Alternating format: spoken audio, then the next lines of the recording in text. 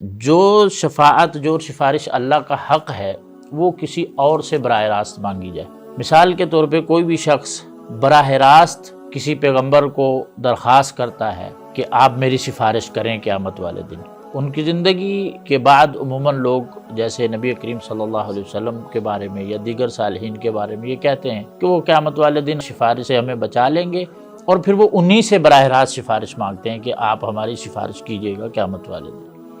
قرآن مجید میں اللہ تعالیٰ نے اس سفارش کی نفی کی ہے کہ ایسا نہیں ہو سکتا کہ کوئی بھی اپنی مرضی سے کسی کی بھی جس کی چاہے سفارش کرنا اس کی سفارش کر دے۔ اس لیے اللہ تبارک و تعالیٰ نے قرآن مجید میں ایک آیت میں ارشاد فرمایا کہ وَيَعْبُدُونَ مِن دُونِ اللَّهِ مَا لَا يَضُرُّهُمْ وَلَا يَنفَعُهُمْ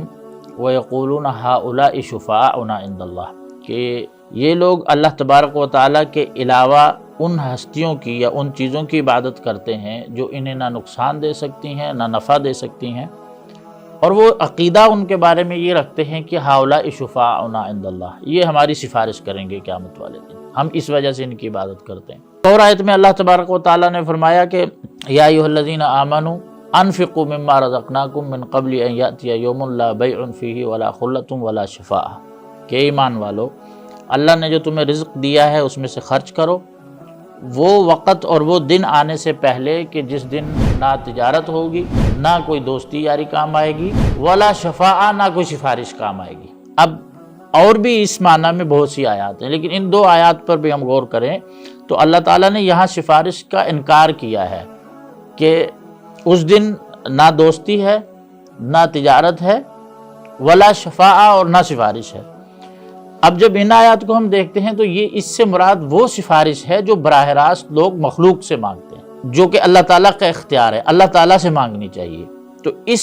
سفارش کا اسلام نے سرے سے انکار کیا ہے۔ دوسری وہ سفارش ہے جو شرعاً جائز ہے، اور وہ ہے کہ شفاعت کا مکمل اختیار اللہ تعالیٰ کے پاس ہے اور وہ اللہ تعالیٰ سے ہی طلب کی جائے۔ کس طرح اللہ تعالیٰ سے طلب کی جائے؟ جیسے مثال کے طور پہ اگر ہم چاہتے ہیں کہ نبی کریم صلی اللہ علیہ وسلم قیامت والے دن ہماری سفارش کریں اور شفاعت کریں، تو ہم پہلے تو وہ اعمال اور وہ اسباب اختیار کریں جو سبب بنیں گے نبی کریم صلی اللہ علیہ وسلم کی شفاعت پانے کا۔ ایک طریقہ تو یہ ہے۔ دوسرا طریقہ یہ ہے کہ ہم اللہ تعالیٰ سے ہی سوال کریں کہ اللہ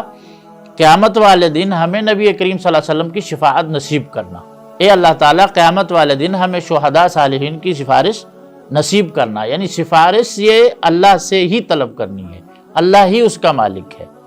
تو یہ جائز ہوگی۔ اگر کوئی اللہ تعالیٰ سے درخواست کرتا ہے اور یہ کہتا ہے کہ اللہ آپ قیامت والے دن نبی کریم صلی اللہ علیہ وسلم کو ہمارے حق میں جو ہے سفارش کرنے والا اور شفاعت کرنے والا بنانا، تو یہ جائز ہے۔ اس میں اس کا اسلام میں جو ہے تصور بھی موجود ہے، اور اسلام میں اللہ تعالیٰ نے اس کی اجازت بھی دی ہے۔